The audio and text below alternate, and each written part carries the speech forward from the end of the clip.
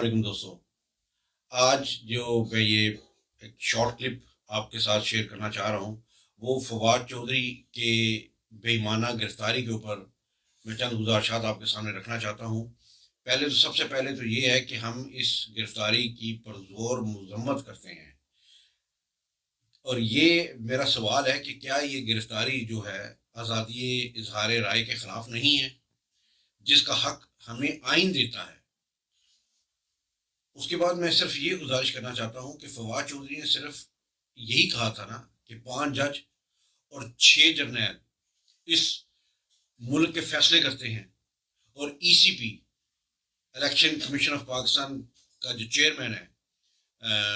سلطان سکندر راجہ، وہ ایک منشی ہے۔ اس کے اوپر اگر ایک بندے کو پکڑا جا رہا ہے تو وہ پوری دنیا میں کیا میسج آ رہا ہے ہمارے ملک کا؟ اگر تو اس کو کسی کرپشن میں فواد چودھری کو پکڑا ہوتا تو اور بات تھی، اب اس کو اس نیریٹو کے اوپر اگر پکڑا گیا تو پوری دنیا اس وقت اور پورا پاکستان سڑکوں پہ ہے، ٹھیک ہے۔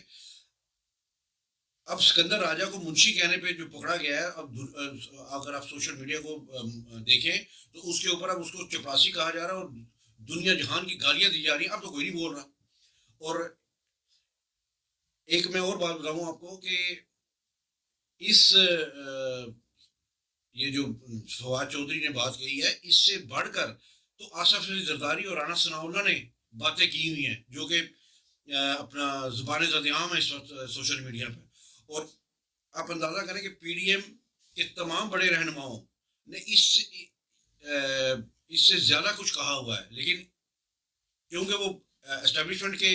منظور نظر ہیں، اس لیے ان کو 7 خون بھی معاف ہیں۔ اور ایک اور میرا سوال ہے کہ قانون اور عدلیہ کے احکامات کی کس طرح دھجیاں اڑائی گئی ہیں۔ عدالت نے کہا کہ اس کو پیش کیا جائے، اور IG اسلام آباد اور IG پنجاب کو بھی یہ احکامات دیے گئے ہیں، لیکن ان احکامات کو ردی کی ٹوکری میں ڈال دیا گیا ہے اور اپنے پاؤں تلے رون دیا گیا اس آئینی معاملے کو۔ اور ایک اور آخری گزارش کر کے میں اپنا اس ویلاگ کو ختم کروں گا، وہ صرف یہ ہے کہ اپنا فرح حبیب کو میں خراج تحسین پیش کرنا چاہتا ہوں کہ کس جواں مردی کے ساتھ وہ اور اس کے ساتھی اپنا ان لوگوں کے جو ماورائے عدالت کام کر رہے تھے، ان کے سامنے شیشہ پلائی ہوئی دیوار کی طرح کھڑا ہو گیا، اور اس نے یہ میسج دیا ہے کہ اگر اس طرح آزادی اظہار رائے کے خلاف جائیں گے تو پھر ایک بندہ نہیں، پورا ملک اس کے خلاف کھڑا ہوگا۔ اور اس وقت احتجاج سڑکوں پہ ہو رہا ہے، اور اس کو خدا رہا ہے، اس کو سمجھیں۔ اور میرے مقتدر حلقوں سے یہ گزارش ہے میری کہ وہ اس چیز کو جو کہ دیوار پر